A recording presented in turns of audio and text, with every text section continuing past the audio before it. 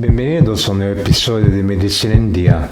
Yo soy el doctor Hugo Pellegrinolo y en el programa de hoy yo voy a hablar sobre la alotrofagia, también conocida como pica. Principios prácticos.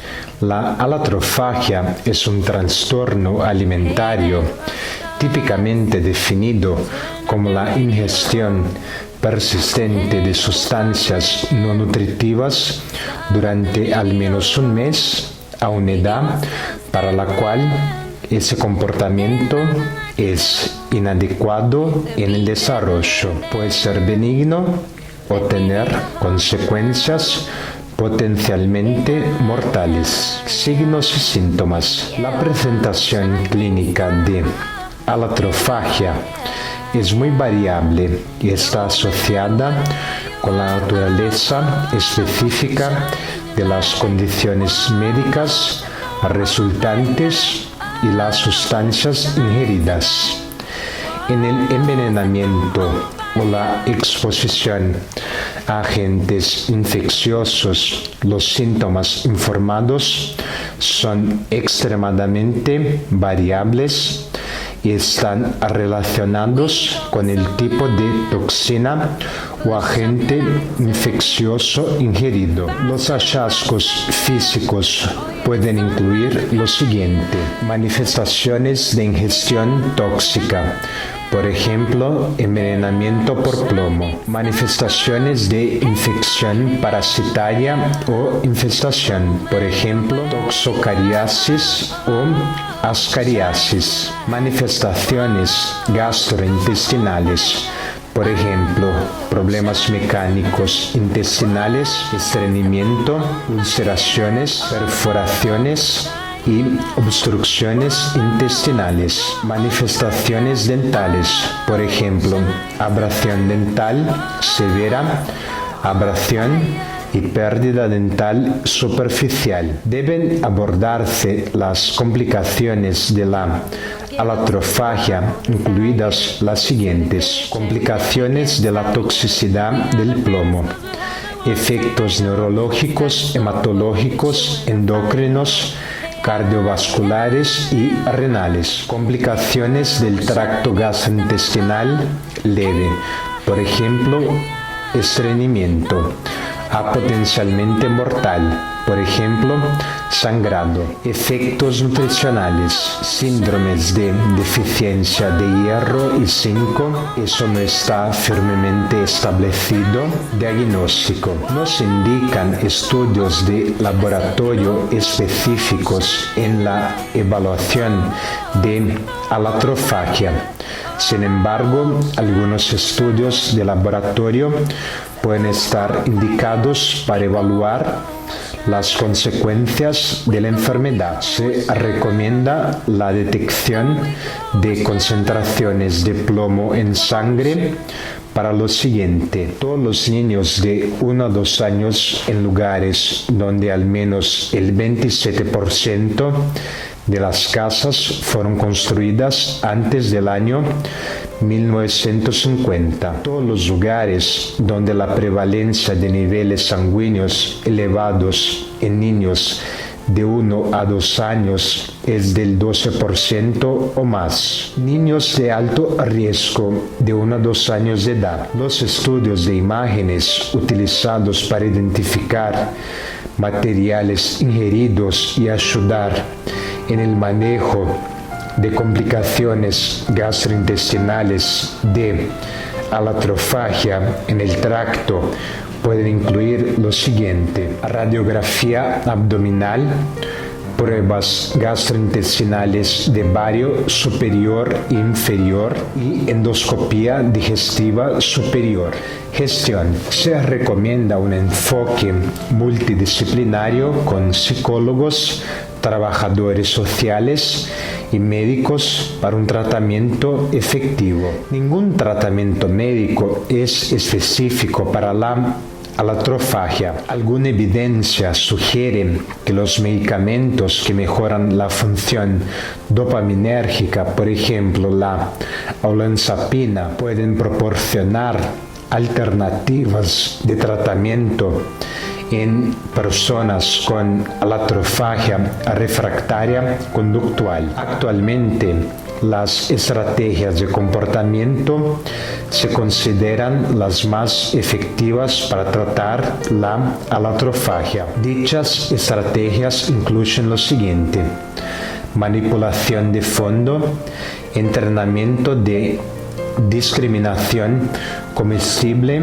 y no comestible, dispositivos autoprotectores que prohíben colocar objetos en la boca, refuerzo sensorial, refuerzo diferencial de otros comportamientos o comportamientos incompatibles, sobrecorrección. Las medidas de gestión adicionales incluyen lo siguiente: corrección de cualquier deficiencia nutricional identificada, consulta con un psicólogo o psiquiatra, consulta con un trabajador social, consulta con un odontólogo. Experiencia. La alatrofagia se define típicamente como la ingestión persistente de sustancias no nutritivas durante al menos un mes a una edad para la cual ese comportamiento es inadecuado en el desarrollo. La definición se amplía ocasionalmente para incluir la introducción de sustancias no nutritivas. La alatrofagia puede ser benigna o tener consecuencias potencialmente mortales. Se ha informado que las personas con alatrofagia ingieren una amplia variedad de sustancias no alimentarias que incluyen, entre otras, arcilla, tierra, arena, piedras, cabello, heces, plomo, almidón para la ropa, guantes de vinilo, plástico, gomas de borrar para lápices, hielo, clavos, papel, pedazos de pintura, carbón, tiza, madera, yeso, bombillas, agujas, cordeles, colillas, alambres y fósforos quemados. Aunque la alatrofagia se observa con mayor frecuencia en niños, es el trastorno alimentario más común en personas con discapacidades del desarrollo. También se ha observado en mujeres durante el embarazo. En algunas sociedades, la alatrofagia es una práctica culturalmente sancionada y no se considera patológica. Aunque la alatrofagia puede afectar el funcionamiento físico, rara vez causa un deterioro del funcionamiento social, que generalmente se asocia con trastornos comórbidos. El más común de estos trastornos es el trastorno del espectro autista, la discapacidad intelectual y, en menor medida, la esquizofrenia y el trastorno obsesivo compulsivo. Cuando la alatrofagia coexiste con tricotilomanía o excoriación, es decir, el cabello o la piel generalmente se ingieren, la alatrofagia también puede coexistir con un trastorno alimentario evitativo o restrictivo, especialmente cuando hay un fuerte componente sensorial en la presentación. Criterios de diagnóstico. El Manual Diagnóstico y Estadístico de los Trastornos Mentales clasifica la alatrofagia en trastornos alimentarios y señala que puede estar presente junto con otros trastornos alimentarios. Los criterios del manual para alatrofagia son los siguientes: ingestión persistente de sustancias no nutritivas y no alimentares durante un periodo de al menos un mes. El consumo de tales sustancias es inadecuado para el nivel de desarrollo del individuo. El comportamiento alimentario no es parte de una práctica culturalmente apoyada o socialmente normativa. Si el comportamiento ocurre en el contexto de otro trastorno mental o afección médica,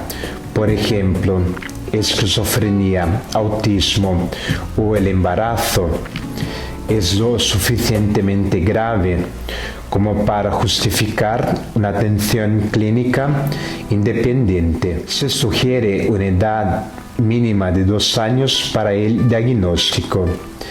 En niños de 18 meses a 2 años, la ingestión y el corte de sustancias no nutritivas es común y no se considera patológico. Etiología.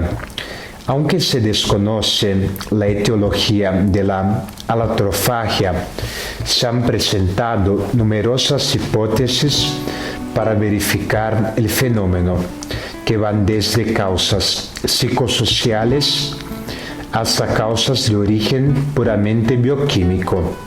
Las causas sugeridas incluyen lo siguiente: deficiencias nutricionales, factores culturales y familiares, el estrés, bajo nivel socioeconómico, comportamiento oral no discriminatorio, comportamiento aprendido, trastorno bioquímico subyacente. Aunque no hay datos empíricos firmes que respalden ninguno de los supuestos etiológicos nutricionales, las deficiencias de hierro, calcio, zinc y otros nutrientes, por ejemplo, tiamina, niacina y las vitaminas C y D, se han asociado con la alatrofagia. En algunos pacientes desnutridos que comen arcilla, se han diagnosticado deficiencias de hierro,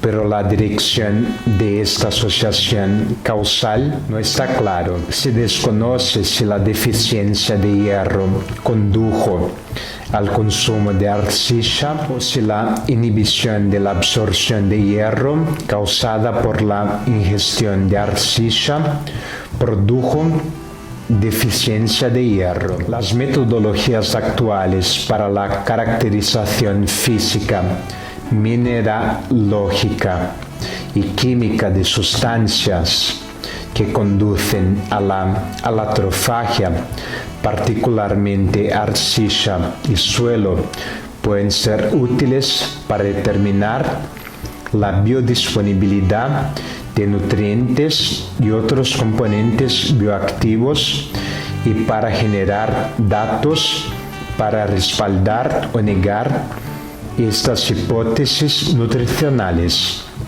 La ingestión de arcilla, tierra o almidón puede ser considerada culturalmente aceptable por ciertos grupos sociales. El consumo de arcilla y almidón se observa en los Estados Unidos, en algunas comunidades sudamericanas, rurales y afroamericanas, especialmente entre mujeres y niños. La ingesta de almidón en particular a menudo se inicia en el embarazo como un tratamiento para las náuseas matutinas y puede continuarse en el periodo posparto.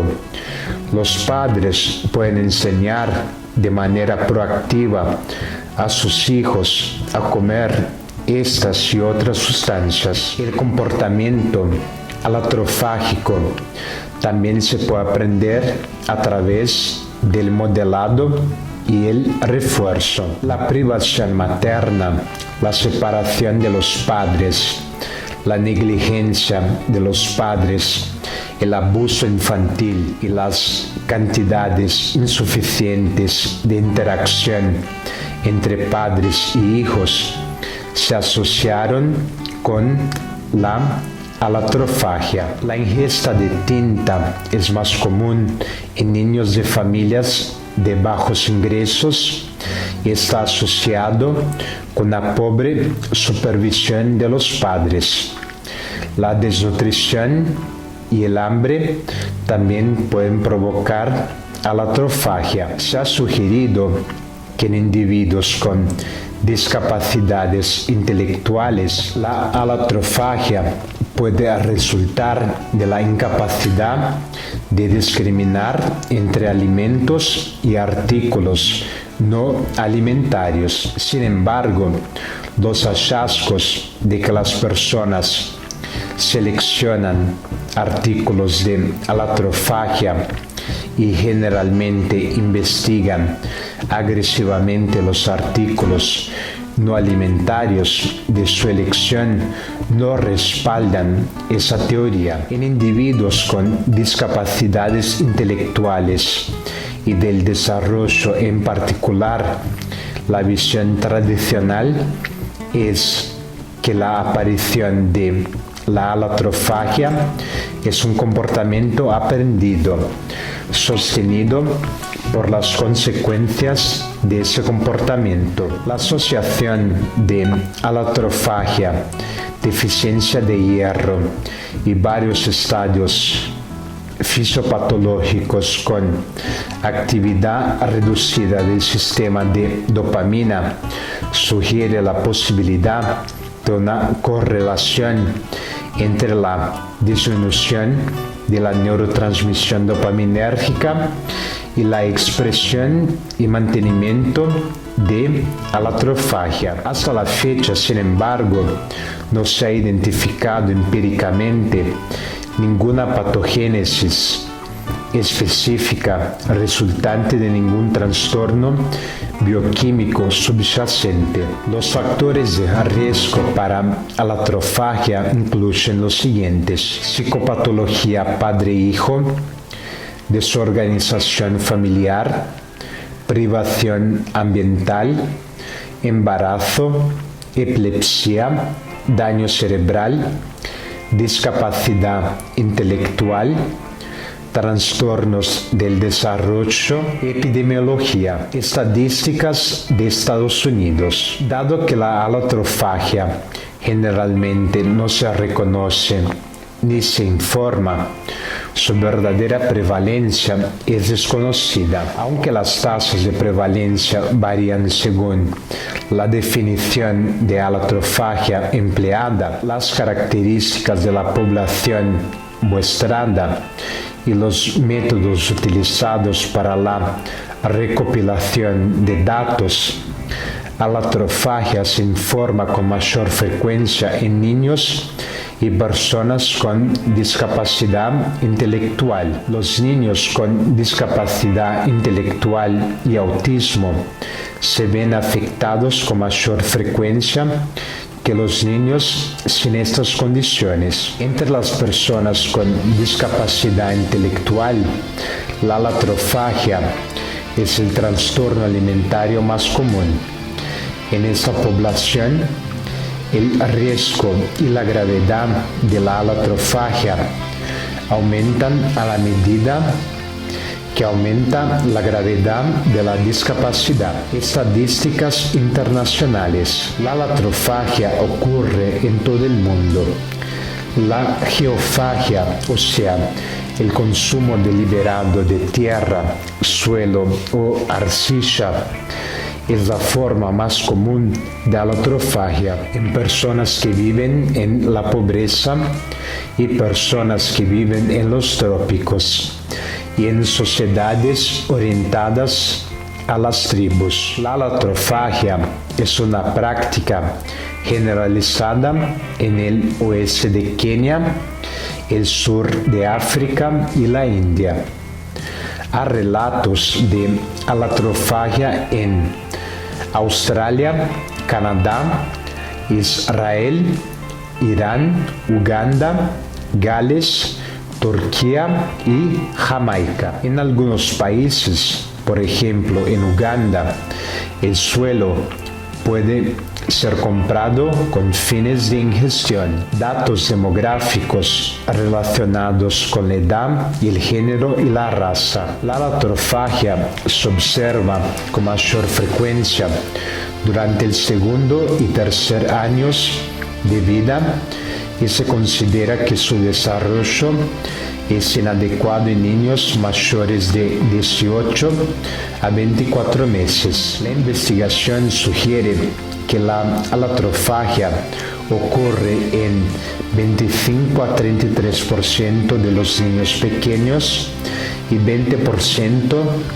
de los niños atendidos en clínicas de salud mental. Una disminución lineal en el pico ocurre con el aumento de la edad.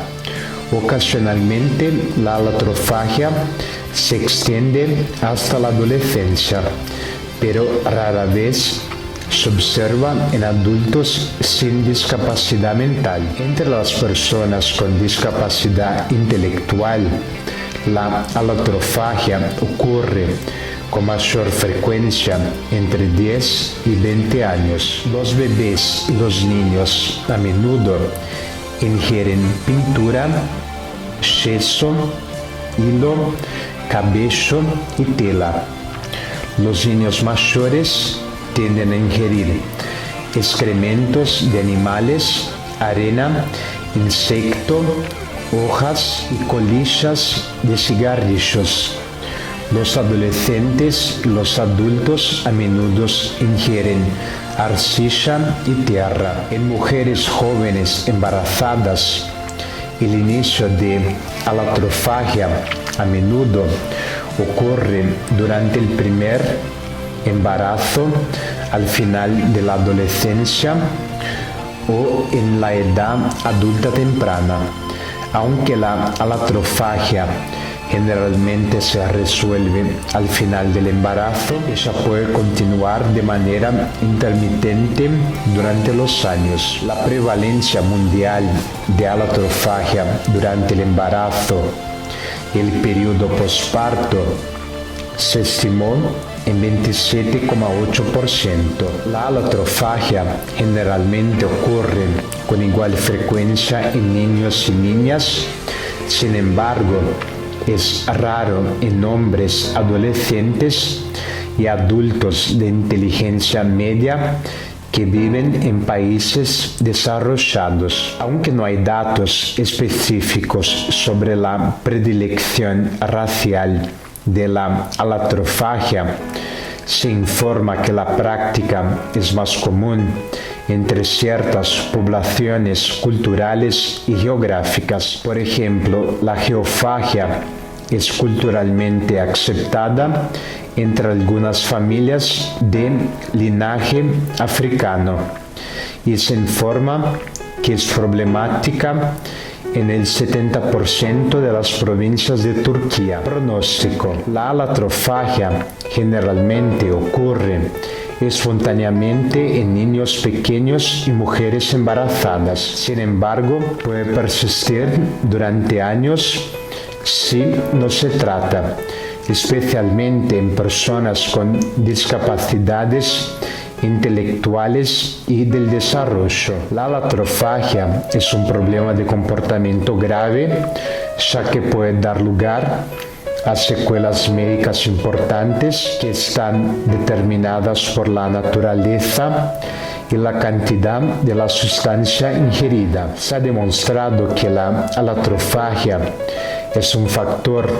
predisponente en la ingesta accidental de veneno, particularmente en envenenamiento por plomo. La ingestión de sustancias extrañas o inusuales también ha resultado en otras toxicidades potencialmente mortales, como la hipercalemia después de una preofagia prudente, o sea, la ingestión de cabezas de fósforos quemadas, la exposición a agentes infecciosos a través de la ingestión de sustancias contaminadas es otro riesgo potencial para la salud asociado con la alatrofagia, cuya naturaleza varía con el contenido del material ingerido. En particular, la geofagia, o sea, la ingestión de suelo o arcilla, se ha relacionado con infecciones parasitarias transmitidas por el suelo, por ejemplo, toxoplasmosis y toxocariasis. Las complicaciones del tracto gastrointestinal, por ejemplo, problemas mecánicos intestinales, estreñimiento, ulceraciones, perforaciones y obstrucción intestinal, resultaron de alatrofagia. Educación del paciente. Es vital que los médicos eduquen a los pacientes sobre prácticas nutricionales saludables, no informar a los pacientes sobre los peligros de ingerir sustancias no nutritivas. Es un obstáculo que se debe evitar. En algunas áreas, los propietarios de viviendas son legalmente responsables de reducir el riesgo de plomo en los hogares donde se han descubierto condiciones peligrosas de pintura con plomo después de las pruebas directas o después de que un niño habitante tiene niveles altos de plomo en la sangre. La rehabilitación del hogar por parte de profesionales con licencia en reducción del plomo eliminará el riesgo de plomo al eliminar, sellar o cerrar la pintura a base de plomo con materiales especiales. Se puede requerir la reubicación temporal del niño. Presentación clínica. La presentación clínica de alatrofagia es muy variable y está asociada con la naturaleza específica de las condiciones médicas resultantes y las sustancias ingeridas. En el envenenamiento o la exposición a agentes infecciosos, los síntomas informados son extremadamente variables y están relacionados con el tipo de toxina o agente infeccioso ingerido. Los síntomas del tracto gastrointestinal pueden incluir estreñimiento, dolor abdominal crónico o agudo, que puede ser difuso o concentrado, náuseas y vómitos, hinchazón y pérdida del apetito. Los pacientes pueden retener información sobre el comportamiento de alatrofagia y negar la presencia de alatrofagia cuando se les solicite. Este secreto a menudo interfiere con un diagnóstico preciso y un tratamiento efectivo. La amplia gama de complicaciones derivadas de las diversas formas de alatrofagia y el diagnóstico preciso tardío pueden dar como resultado secuelas leves y potencialmente mortales. Examen físico. Los hallazgos físicos asociados con la alatrofagia son extremadamente variables y están directamente relacionados con los materiales ingeridos y las consecuencias médicas posteriores. Estos hallazgos pueden incluir lo siguiente: manifestaciones de ingestión tóxica, por ejemplo, envenenamiento por plomo, manifestaciones de infección parasitaria o infestación, manifestaciones gastrointestinales, manifestaciones dentales, las manifestaciones físicas asociadas con la intoxicación por plomo, o sea, la intoxicación asociada a alatrofagia más común, son inespecíficas y sutiles y la mayoría de los niños con intoxicación por plomo son asintomáticas. Estas manifestaciones pueden incluir síntomas neurológicos, por ejemplo, irritabilidad, letargo, ataxia, falta de coordinación, dolor de cabeza, parálisis del nervio craneal, papiledema, encefalopatía, convulsiones, coma o muerte, y síntomas del tracto gastrointestinal. Por ejemplo, estreñimiento, dolor abdominal, calambres, vómitos, anorexia o diarrea, toxocariasis, incluida la larva migrans visceral y la larva migrans ocular, y la ascariasis. Son las infecciones parasitarias del suelo más comunes asociadas con alatrofagia. Las manifestaciones de la toxocariasis son diversas y parecen estar relacionadas con la cantidad de larvas ingeridas y los órganos a los que migran las larvas. Los hallazgos físicos asociados con la larva migrans visceral pueden incluir fiebre, hematomegalía, malestar general, tos, miocarditis y encefalitis. Las larvas oculares migratorias pueden provocar daños en la retina y pérdida de visión. Las manifestaciones del tracto gastrointestinal pueden ser evidentes, secundarias a problemas mecánicos intestinales, estreñimiento, ulceraciones, perforaciones y obstrucciones intestinales causadas por la formación de cálculos gastrointestinales y la ingestión de materiales no digeribles en el tracto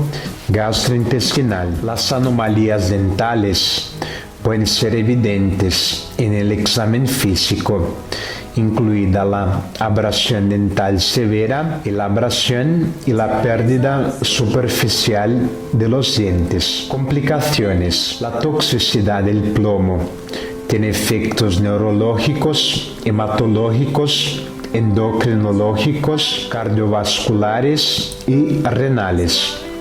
La encefalopatía por plomo es una complicación potencialmente fatal de intoxicación grave por plomo, con dolor de cabeza, vómitos, convulsiones, coma y paro respiratorio. La ingestión de altas dosis de plomo puede causar un deterioro intelectual significativo y problemas de comportamiento y aprendizaje. Se ha demostrado que la disfunción neuropsicológica y el déficit del desarrollo neurológico pueden ser el resultado de niveles muy bajos de plomo, incluso niveles considerados seguros. La anemia microcítica hipocrómica, similar a la anemia por deficiencia de hierro, también se puede observar con toxicidad por plomo. El plomo interfiere con la hemosíntesis, comenzando a concentraciones de plomo en la sangre de aproximadamente 25 picogramas por decilitro. Las complicaciones del tracto gastrointestinal asociadas con alatrofagia varían de leves, por ejemplo, estreñimiento, a potencialmente mortales, por ejemplo, sangrado por perforaciones o ulceraciones. Diversas infecciones y infestaciones parasitarias que van de leves a graves están asociadas con la ingestión de agentes infecciosos por sustancias contaminadas como heces o suciedad. En particular, la geofagia se ha relacionado con infecciones parasitarias transmitidas por el suelo como toxocariasis, toxoplasmosis y tricuriasis. Los efectos nutricionales también pueden ser evidentes. Las teorías sobre los efectos nutricionales directos de la alatrofagia están relacionados con las características de los materiales ingeridos específicos que desplazan la ingesta normal de alimentos o interfieren con la absorción de las sustancias nutricionales necesarias. Los efectos nutricionales que se han asociado con casos graves de alatrofagia incluyen síndromes de deficiencia de hierro y zinc. Sin embargo, los datos son solo sugerentes y no hay evidencia empírica firme para apoyar esas teorías. Una metaanálisis de 43 estudios que incluyó a 6.407 sujetos con conductas de alatrofagia y 10.277 controles encontró que la alatrofagia está asociada con 2,35 más posibilidades de anemia y bajas concentraciones de hemoglobina, hematócrito o plasma de zinc. Estudios de laboratorio. Nos indican estudios de laboratorio específicos en la evaluación de alatrofagia.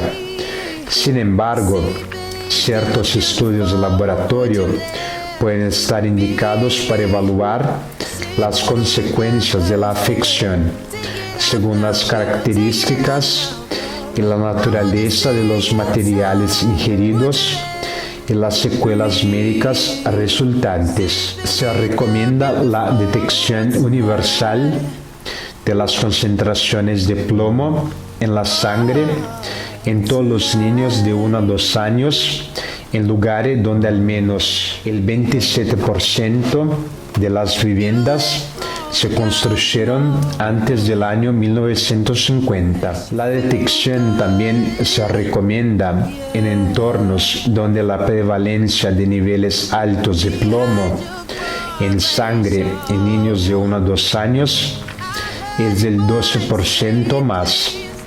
Se recomienda la detección selectiva para niños de alto riesgo de 1 a 2 años. Radiografía y endoscopía.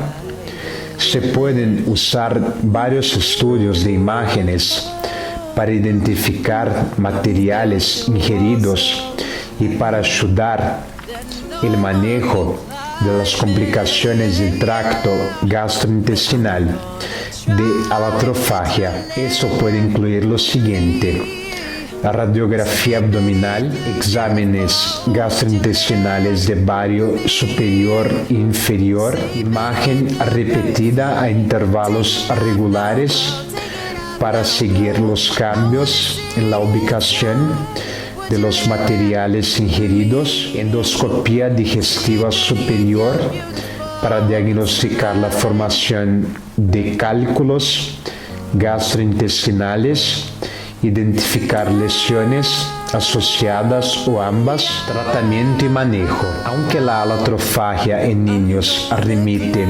espontáneamente, se recomienda un enfoque multidisciplinario que involucre a psicólogos, trabajadores sociales y médicos para un tratamiento efectivo. El desarrollo del plan de tratamiento debe tener en cuenta los síntomas de la alatrofagia y cualquier factor que contribuya, así como el manejo de posibles complicaciones del trastorno. El tratamiento de alatrofagia se realiza principalmente de forma ambulatoria. La evaluación de las creencias nutricionales puede ser relevante en el tratamiento de algunos pacientes con alatrofagia. Cualquier deficiencia nutricional identificada debe ser tratada.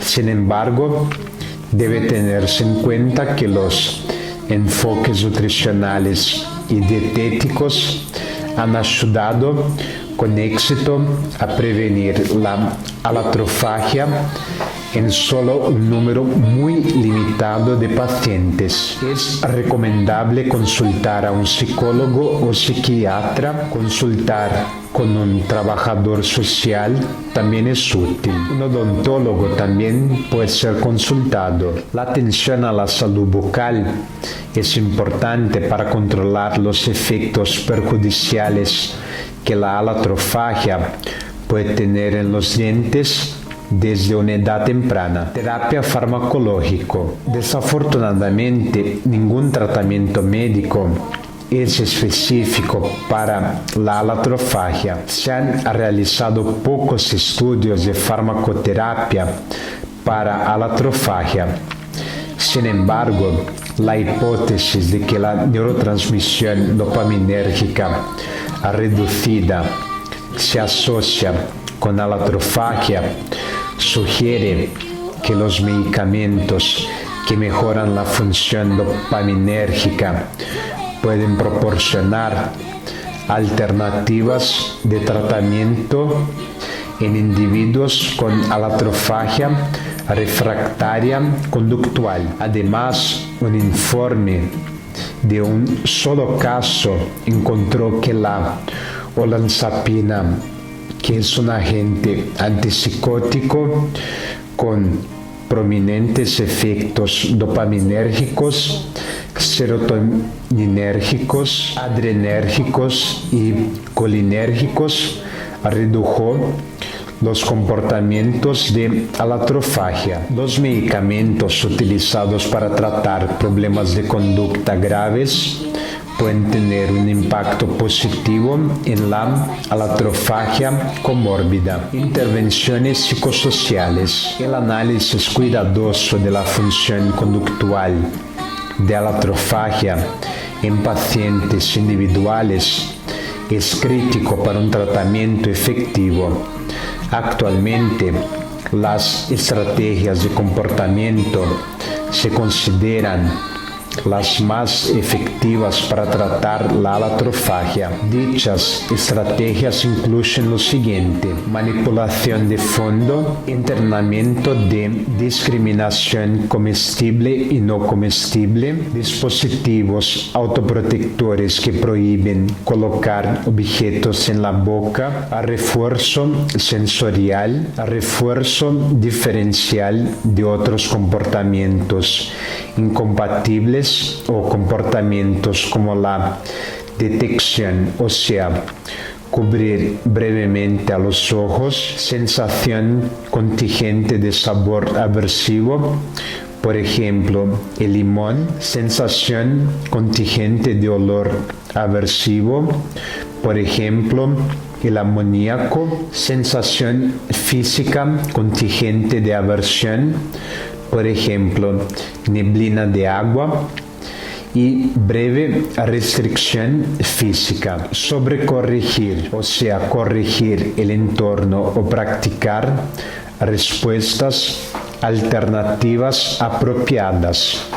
En bebés y niños pequeños, el comportamiento de alatrofagia puede proporcionar estímulos ambientes o sensoriales. La asistencia para abordar esos problemas puede ser beneficiosa, junto con la ayuda para manejar problemas económicos o aliviar la privación y el aislamiento social. La evaluación de las creencias y tradiciones culturales puede revelar la necesidad de educación sobre los efectos negativos de la alatrofagia.